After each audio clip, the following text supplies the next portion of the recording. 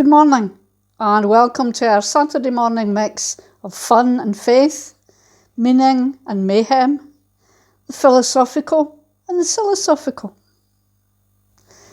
From the heart and off your head, it's Tea in the Hall. To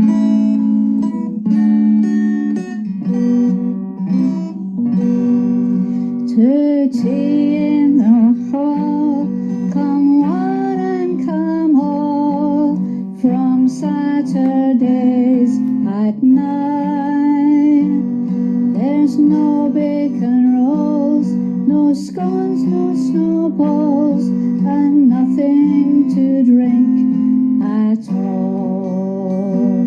But we will share friendship and fellowship, fun quizzes, some stories, some talk. So might you in tea and a biscuit all day, please join us for tea in the hall. Oh, the doors are shut, the church all locked up, there's nothing going on in the hall, but just the same, we'll praise God's name. He doesn't change at all. So now it's time in your house and mine to answer to the call. Bring your hen cup and come and sup with us, tea in the hall. And just a wee advert for next week. Next week is going to be a Tea in the Hall Boys Brigade special. And the boys and their leaders are going to bring us some music, song, a quiz, some other games and things to keep us going. So we very, very much look forward to the boys being included in the Tea in the Hall special next week, next Saturday morning. The lockdown poems just keep coming, and we very much welcome back the Pathhead poet, Mr. Ian Burgoyne, who is going to share with us a poem he wrote in tribute to the NH staff and all the others who've helped us in these last difficult weeks. Hi all. Another wee thing for myself, for your Tea in the Hall. This time I done this on Sunday morning for the thank you clap to the NHS that was going out and happening on the Sunday night at 5 o'clock. I think these guys and girls have done an absolute brilliant job for day one when this corona first struck us all, and it struck us sore. So here we go. NHS, thank you. As we all stand and clap for the NHS and honour them all, 'cause they are the best. This horrible virus that broke us all fear, and it could be with us for many a year. The doctors, the nurses, the porters and cooks, the cleaners, the paramedics, all heroes in my book. They worked long and hard in their different places. The ICU staff left with mask scars on their faces. The people they saved with great dedication. A new virus, a challenge, a horrible situation. But they battled away to save all these lives, and the folk could go home to their husbands and their wives.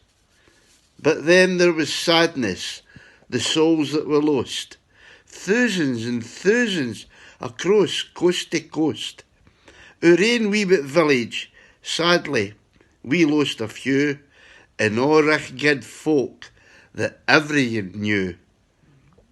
So let's all stand together and give an applause To all the key workers, oh what a great cause. They still battle on while we sit at home, but with all that's went on, life's just no the same. But with things calming down, we can send pack our cases for a wee jaunt away to some sunny holiday places, to Blackpool, Mallorca, or maybe Barbados, or if you're lucky, Rod Stewart in Las Vegas. With England let loose, we'll just wait and see if this virus comes back to attack you and me. So thanks once again for all that great care, especially to our staff in Crosshouse and at Ayr. Thanks guys. Cheers. Thank you, Budgie. Many thanks for writing that and for videoing it and forwarding it to us. It's good to know that the creative juices are still flowing away there in Pathhead. And now not so much a chance to test the creative part of your brain, but your memory and general knowledge. Although if you don't know the answer, if you want to get creative, that's okay. Just make it up as you go along. Quiz time. And because Tuesday is July the 14th, it's the French national holiday, our quiz this week is called French Connections. Question number 1. Which river runs through Paris? Which river runs through Paris? And the answer is the Seine. Question number 2. Who led the French army at the Battle of Waterloo? Who led the French army at the Battle of Waterloo? And the answer is Napoleon. Question 3. The French motto, translated, is liberty, equality, and what's the last word? The French motto translated is liberty, equality, and what's the last word? Fraternity. Liberté, égalité, fraternité, brotherhood. That was the war cry, I suppose, the battle cry of the French Revolution. Question 4. Is Normandy in the south, in the north or the south of France? Is Normandy in the north or the south of France? It's in the north of France. Remember the D-Day landings were in the Normandy beaches. Question 5. What is the French national anthem called? Question 5. What is the French national anthem called? And the answer is the Marseillaise. Question 6. What sport takes place at Le Mans? What sport takes place at Le Mans? And the answer is motor racing. Question 7. Who sang Raindrops Keep Falling on My Head? Who sang Raindrops Keep Falling on My Head? And the answer is Sacha Distel. Question 8. What kind of activity used to take place on the Pont d'Avignon? Was it A, singing, B, dancing, C, running? Question 8. What kind of activity used to take place on the Pont d'Avignon? Is it A, singing, B, dancing, or C, running? And the answer is B, dancing. You'll maybe remember from your childhood the wee French song, Sur le pont d'Avignon, l'on y danse, etc., etc. There's only half a bridge there because I think they danced a wee bit too much. Question 9. Which two fairly large European countries are separated by the Pyrenees Mountains? Which two fairly large European countries are separated by the Pyrenees Mountains? And the answer, France and Spain. There's also another very tiny country, a principality called Andorra, also in the Pyrenees. Question 10. Who was the fourth friend of the three musketeers? Who was the fourth friend of the three musketeers? And the answer is D'Artagnan. Question 11. Who wrote the book The Hunchback of Notre Dame? Who wrote the book The Hunchback of Notre Dame? And the answer is Victor Hugo. Question 12.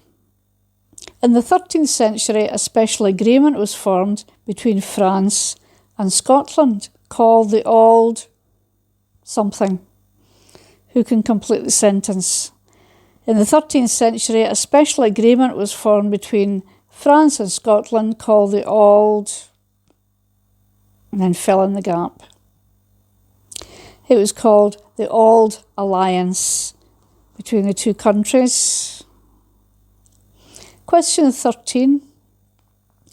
What was the name of the prison in Paris which was stormed during the French Revolution? What was the name of the prison in Paris which was stormed during the French Revolution? And the answer is the Bastille. And in English we sometimes call the 14th of July Bastille Day. But when they got there were only 7 prisoners in it. But it was a symbolic thing, so fair enough. Question 14. Who were the French equivalent of the Covenanters? Who were the French equivalent of the Covenanters? And the answer is the Huguenots.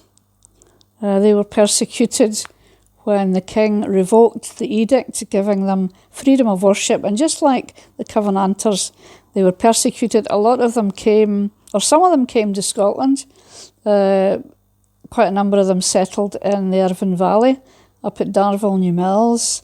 And the French Huguenots and the Flemish Huguenots also brought with them their special skill and their special machinery, which was the weaving loom.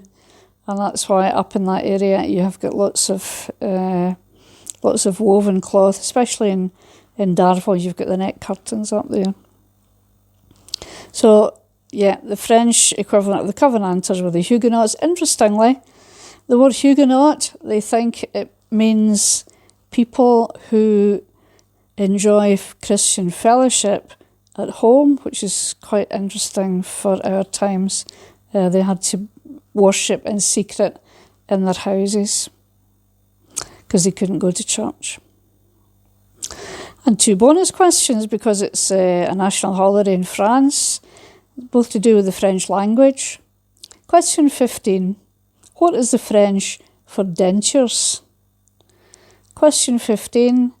What is the French for dentures? And the answer is aperitif. Okay. And another one in a similar vein, a language question. Question 16. What do the French say when the tide comes in? What do the French say when the tide comes in? And the answer is merci. Okay, we'll add them up. I'm going to give you the last 2 questions. If it's, no, we'll just ignore the last 2 questions. So really it's out of 14. That's the last one being about the Huguenots.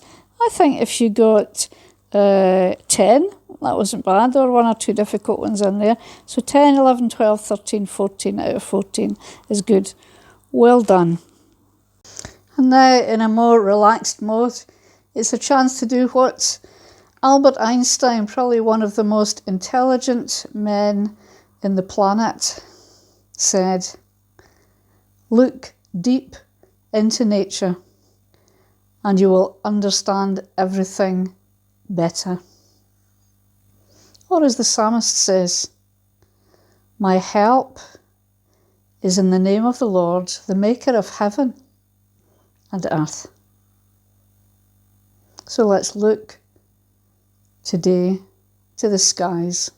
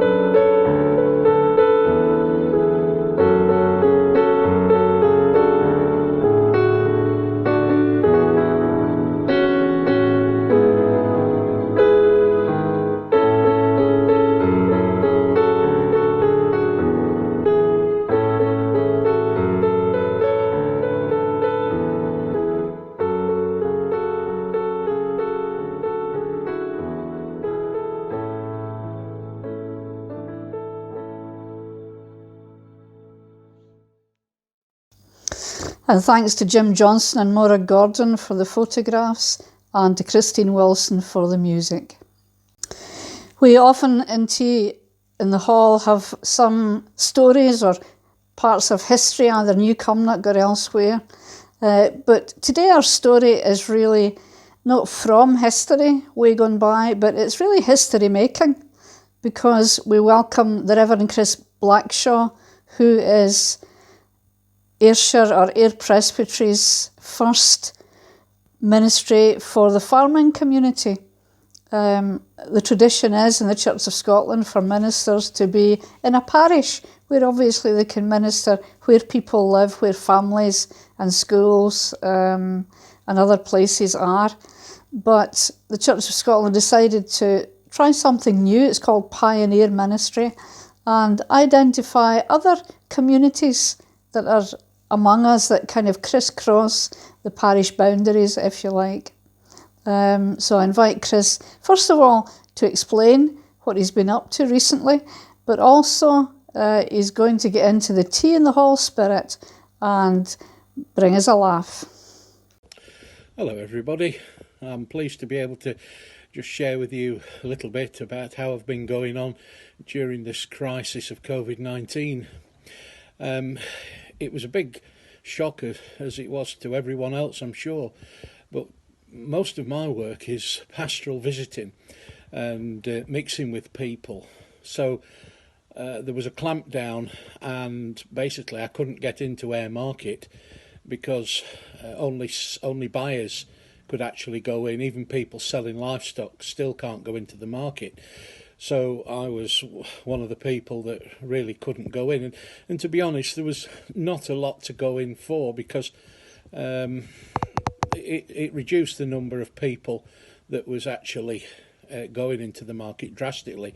And of course, not being able to go out onto farms, that was another big problem for me. So for the past 3-4 months, I've now been actually back at home down in Cumbria on my own farm.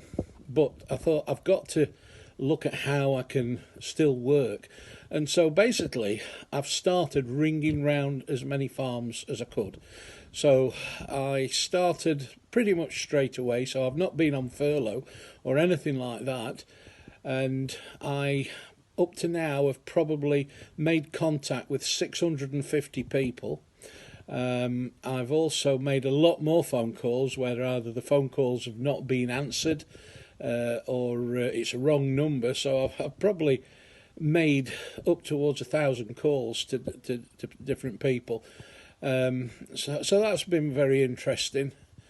It frazzles your brain after a while, though, of course. Keep saying the same thing to people, call after call. But just occasionally I came across people, and I still come across people who've got some issues. And those issues have ranged from families that are grieving for members of their own family that have been involved in fatal farm accidents. There's people that's got mental health problems and depression. There's somebody that's suffering domestic violence from the son who've been assaulted. There's falling outs between families, as most families. And also people who just love to chat. I mean, one day I was on the phone to somebody for 2 hours, and it was great just to have a great conversation and never run out of anything to say. And I've spoken to some really, really great people, and it's opened a lot of doors, so that when I do actually get back and can start visiting people, I've had loads of invitations to go and call and have a coffee and say hello, and that is really, really nice. I've really been inspired, Helen, by what you've done down at New Cumnock. You're fantastic. I don't know how you do it. And so you've inspired me to have a go. So I spent a couple of days with the help of my son actually learning how to put a film onto YouTube. So I purchased an online editing tool. And what I've done, I've produced something that's about 30 minutes long, and it's a little bit of humour, as you did there with yours, a bit of worship, and a bit of prayer.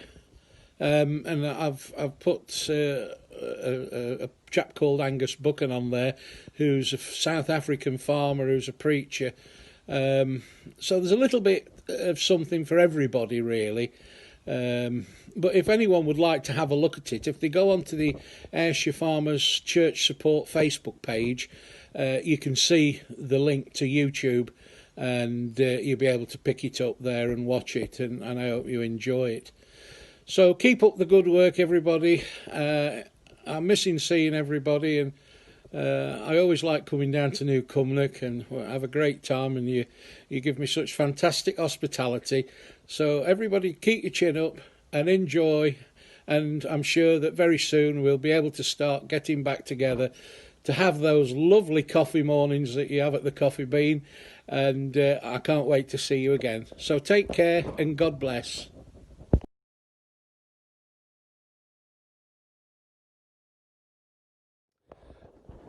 Have you ever wondered if there are ducks in heaven? Well, I can tell you that there actually are.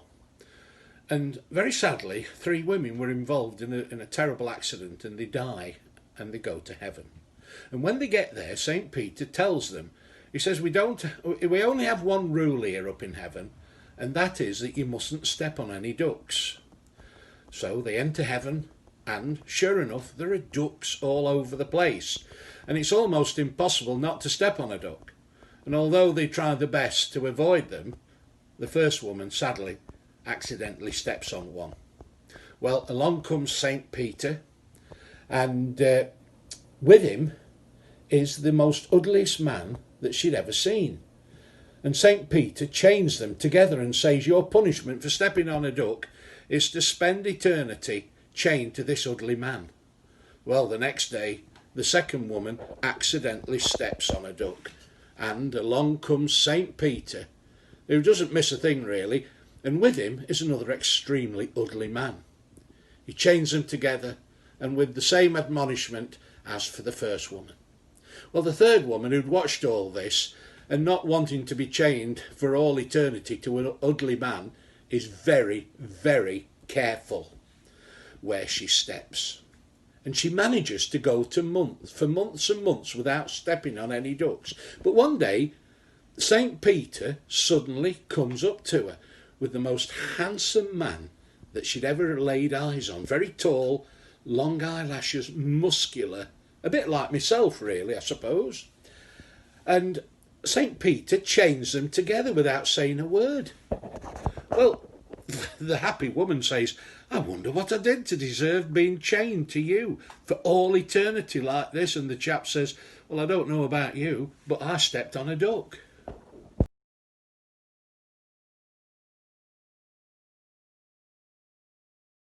Many thanks for that, Chris. Chris, I'm very sorry, but your theology and mine just don't agree. We agree in many things, but there's one thing that's really divides us. And that is, I firmly believe that there are no ugly women in heaven or on earth. And I'm afraid you've burned your boats.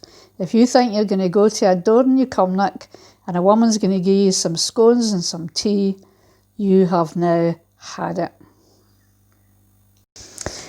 And now, as we often do in Tea in the Hall, we go from fun to faith, to singing songs, to listening to a song well sung. So I would invite Katie Matheson to sing for us now. And I can just hear you and see the wee wheels turning in your brain. Katie Matheson. I wonder who she is for a Matheson. All will be revealed.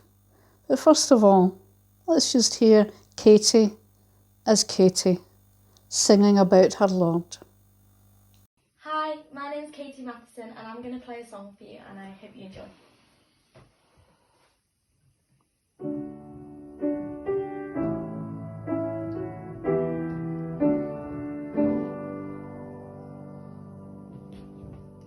Light of the world, you stepped down into darkness.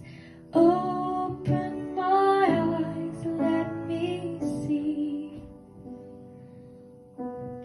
beauty that made this heart adore you.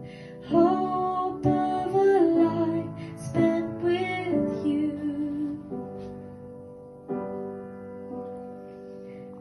Here I am to worship, here I am to bow down, here I am to say that you're my God. You're altogether lovely, altogether worthy, altogether wonderful to me. King of all days, oh so highly exalted, glorious in heaven above.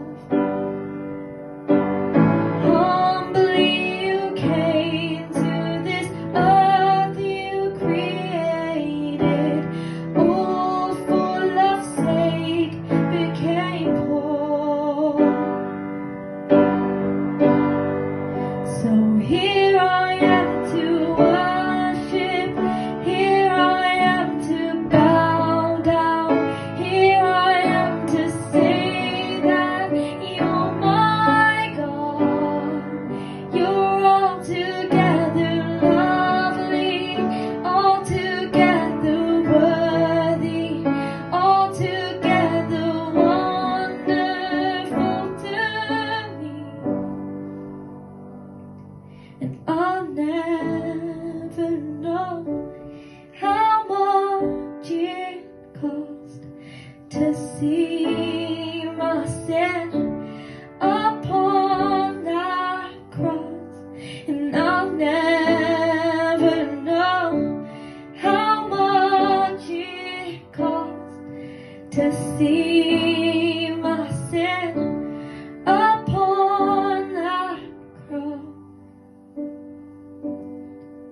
So here I am to worship, here I am to bow down, here I am to say that you're my God. You're altogether lovely, altogether worthy, altogether wonderful to me.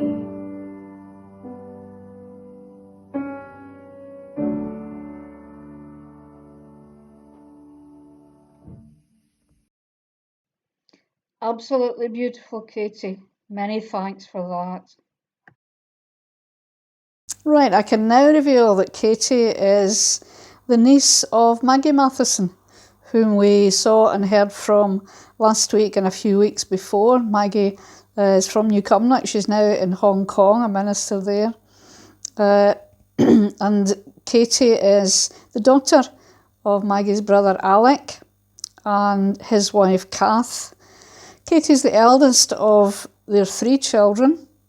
The younger children are James and Heather, who are twins.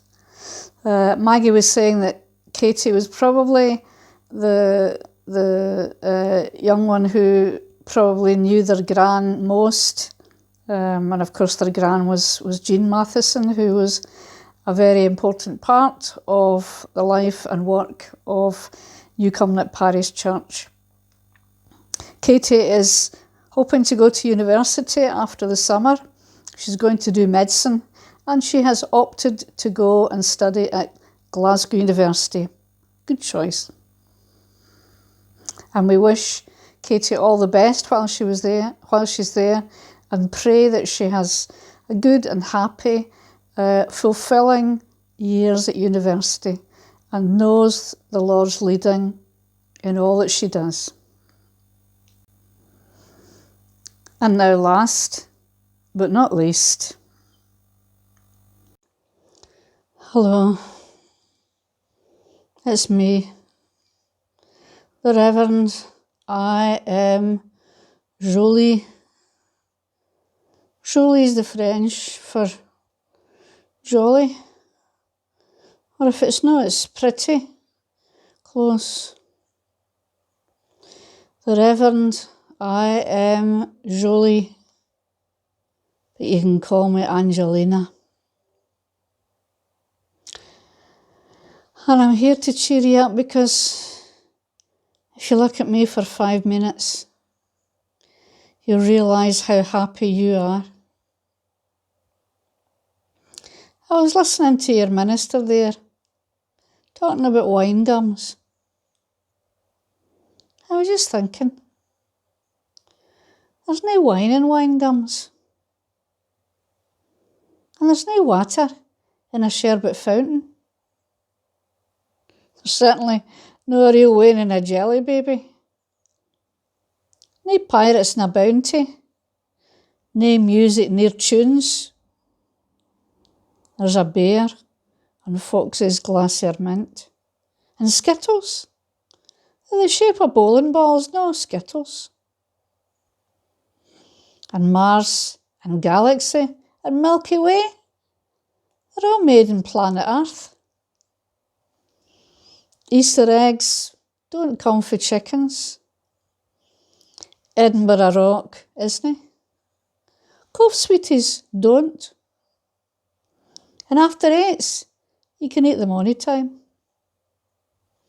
And then we wonder, when our wains grow up, having eaten all these sweeties with all these names, that we wonder that they don't ken what's true and what's no, what's fake news and what's no. I think we just have to call a sweetie, a brown sweetie, a red sweetie, a chewy sweetie, a sweet sweetie, an even sweeter sweetie. That's what we need today to solve the problems of the world.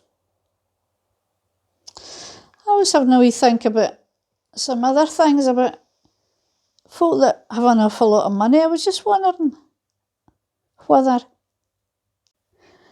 the family of Mildred J. Hill were maybe the richest folk on the planet now, because she wrote the words and the music to Happy Birthday. But actually, I've been thinking that the richest person on the planet is probably Joke Thompson. He's bound to be worth billions in family allowance. Because after all, we're all Joke Thompson's bairns. I was listening to one of my friends from America. She was telling me a wee story about Billy Graham. Great man, Billy Graham. But of course he's passed on to eternal glory. Although he did preach in a paradise on earth. That was at the rally in Celtic Park. But when he was on earth, apparently, he was at a conference and the chauffeur was driving him to the airport in a limousine. And Billy Graham said, "If I wanted to drive a limousine, do you think I could have a wee go?" And the chauffeur said, "Well, okay, it's not that far to the airport. But just remember, this is an automatic car." "It's fine," said Billy. "I've driven all kinds of motors in my life." So Billy got in and was driving along. Now, as you know, if you've got a wee motor, you think you're going at 100 miles an hour when you're going at 5, but the bigger the motor, the slower you think you're going. And Billy thought he was just driving along at the right speed, and here he had exceeded the speed limit. Along came the state troopers, stopped him, You're out his window doing? And he said, yes, sir. Could you give me your driving licence and your details? So he handed them over, and the state trooper looked. He said, excuse me, sir. So went to his motorbike, got on the phone to his boss. He said, Captain, we've got somebody really important here. Really important. Captain said, oh, is it the state governor? No, more important than that. Ah, is it our congressman? No, more important than that. Well, is it the president of the United States? No, more important than that. Well, you have to tell me, I'll be here all day. Well, in this car is Jesus. Jesus, said the captain. How do you ken Jesus is in this car? Well, said the state trooper, Billy Graham's his chauffeur.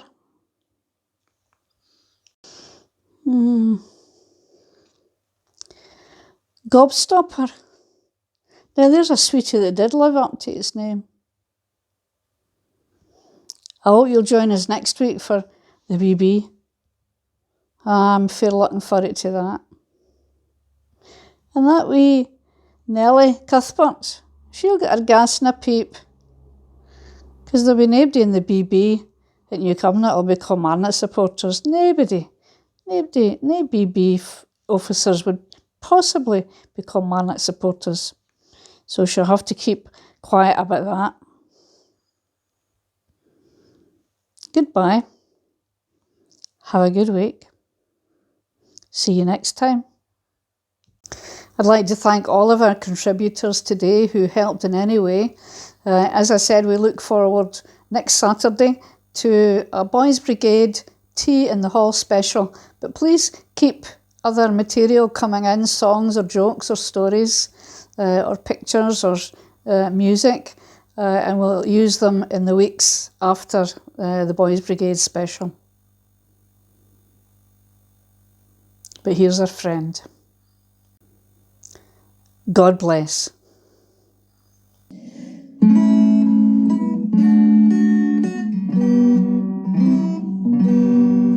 To tea in the hall, come one and come all, from Saturdays at 9. There's no bacon rolls, no scones, no snowballs, and nothing to drink at all. But we will share friendship and fellowship, fun quizzes, some stories, some talk. So might you in tea and a biscuit all day, please join us for tea in the hall. Oh, the doors are shut, the church all locked up, there's nothing going on in the hall. But just the same, we'll praise God's name, He doesn't change at all. So now it's time in your house and mine to